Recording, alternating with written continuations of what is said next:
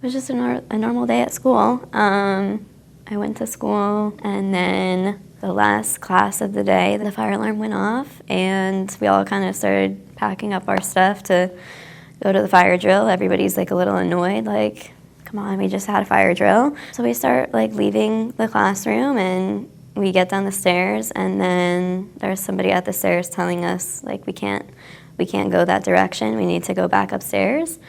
Which obviously is a little bit weird during a fire drill, but at the time we didn't know anything. By this point, things were already going on. We just didn't know because we were in a different building. I heard a super loud noise. Obviously didn't know what it was at the time, but everybody just kind of started scattering. They tell you, like, don't look down, just keep your eyes up, keep moving. And we ran out to the street. I would say, like, by the time I got home that night, it was late. I was exhausted. It was a long day. Super emotional. I just went to bed, and then by the next morning, I woke up and like we just kind of had like texts in the group chat of like, hey, this is what we found out. Like, she was in the building.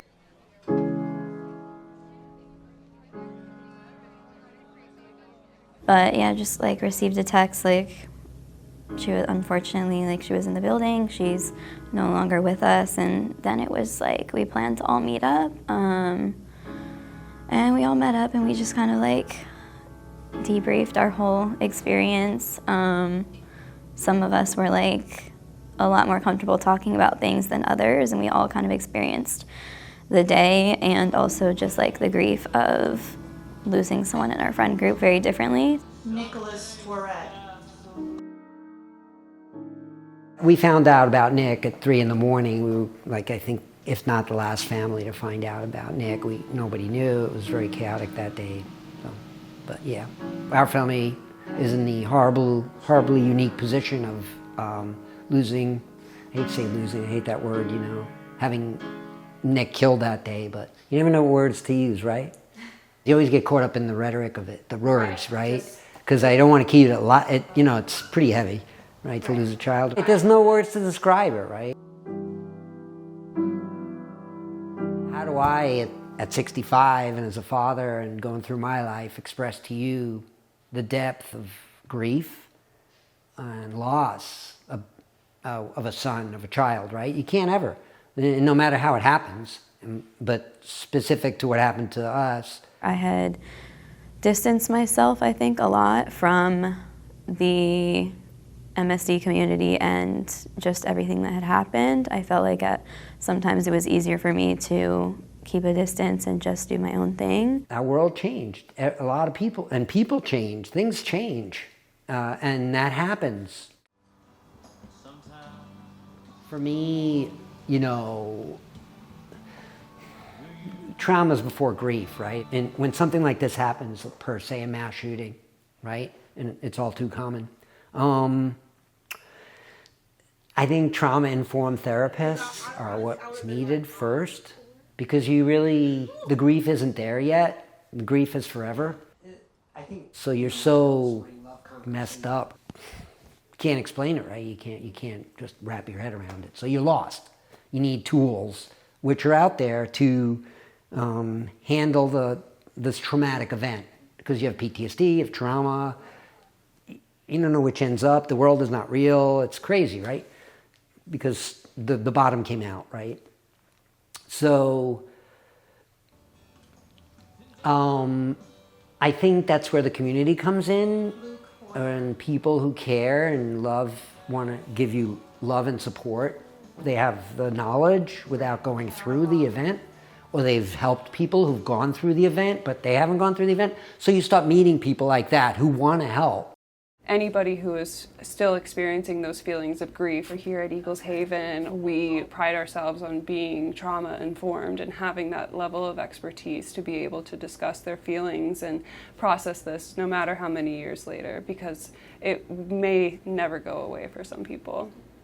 Grief is not something that you recover from in a linear process. It's something that you may experience ups and downs, and you may have good days and bad days, but it always is going to be a sign that, you know, you are still alive and you're feeling their memory and honoring them through, you know, keeping their memory alive in your grief.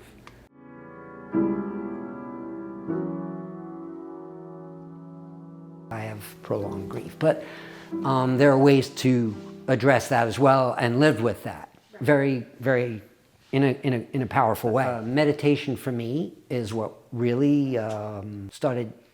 I was starting to address my thought process when I was having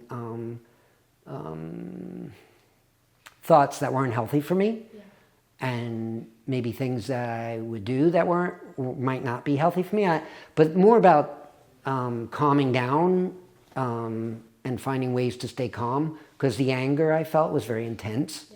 I had a lot of anger, a lot of depression, and so many other feelings I can't even begin to tell you, right? I needed to find another thing that would help me.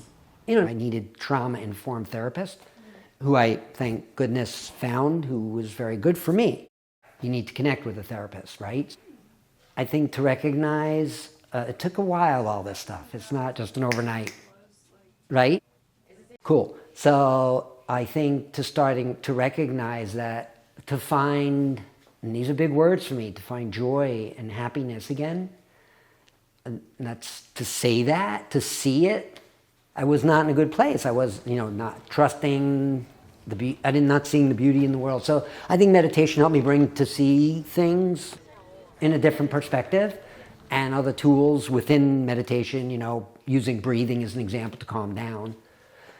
Stuff like that. So yeah, I think life is short, and being nice to people is really important. And just tried to like be as supportive and loving to each other through the process as we could. Thank you. To have such a great community, and to also have an ability to share my voice, and to also like guide other people through their process of healing. I think putting the story out with you, or as we talk, or you know, being so patient and asking me to speak about this stuff, I appreciate that. Yeah. And to be able to talk about my son, and then in what happened to him and my family, being able to recover, the recovery process from that, you know, seems like a nice thing to expand on. Maybe, like I said before, if it helps one person, it's a good thing. I think whenever you meet the families and those who were so closely affected by what happened that day, you realize that they're just like everyone else. Mass shootings, mass violence does not discriminate. People who are attacked unjustly, their friends, their family members, you never know whenever you meet them. They don't wear a sign that says that this happened to them and they're struggling with it. We can back to the families and those affected, the injured survivors, the victims' families, victims' friends, neighbors, people like that who wish, you know, to have them back. And the closest that we can come is to come together every year to remember them and honor their memories, and remember that they're people just like we are, and to commemorate them is to remember and honor them.